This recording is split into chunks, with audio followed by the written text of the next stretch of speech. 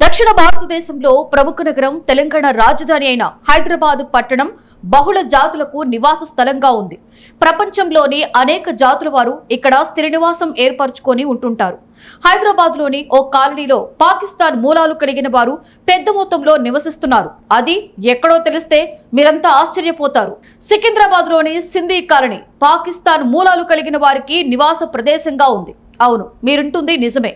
1947లో దేశ విభజన జరిగిన అనంతరం పాకిస్తాన్లోని సింధ్ ప్రాంతం నుంచి భారతదేశానికి తరలివచ్చిన కాందీసికులకు హైదరాబాద్లోని హుస్సేన్ సాగర్ బ్యాక్ వాటర్స్ సమీపంలోని సికింద్రాబాద్ ప్రాంతంలో స్థిర నివాసం కల్పించుకునేందుకు అప్పటి భారత ప్రభుత్వం ఆశ్రయాన్ని ఇచ్చింది. వీరిలో ఎక్కువగా సింధు ప్రాంతం నుంచి తరలివచ్చిన హిందువులే ఉన్నారు. వీరు పాకిస్తాన్లోని సింధు ప్రాంతం నుంచి హైదరాబాద్ కు తరలివచ్చారు. వీరెక్కువగా నివసించే ప్రదేశాన్ని సింధీ కాలనీగా నామకరణం చేశారు.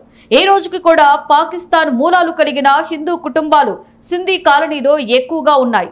వీరంతా ఇక్కడ స్థిర నివాసం ఏర్పరచుకొని వివిధ రంగాలలో స్థిరపడ్డారు. ముఖ్యంగా సికింద్రాబాద్ లోని జనరల్ బజార్, అదేవిధంగా ప్యారడైజ్ ప్రాంతాలలో సింధీ ప్రాంతానికి చెందిన ప్రజలు వివిధ వ్యాపారాలలో స్థిరపడ్డారు. వీరి పేరిట ఒక బ్యాంకు కూడా ఉంది.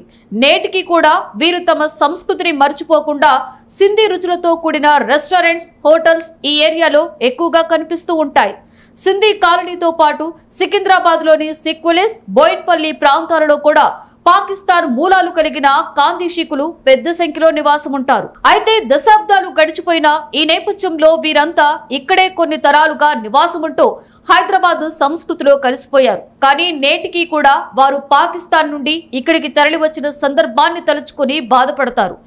దేశ విభజన తమకు గాయాన్ని మిగిలించిందని, తమ ప్రాంతాన్ని విడిచిపెట్టి దేశంలో వివిధ ప్రాంతాలలో చెల్లాచెదురై తమ జాతి బ్రతుకుతోందని సింధీ ప్రజలు నేటికి బాధపడుతూ ఉండడం గమనించవచ్చు. అయితే తమను భారత్ హక్కున చేర్చుకుందని, మత ఛాందసవాద దేశంగా మారిన పాకిస్తాన్ ఈరోజు భారత్ చేతిలో తగిన మూల్యం చెల్లించుకుందని ఆ ప్రాంత ప్రజలు పేర్కొంటున్నారు.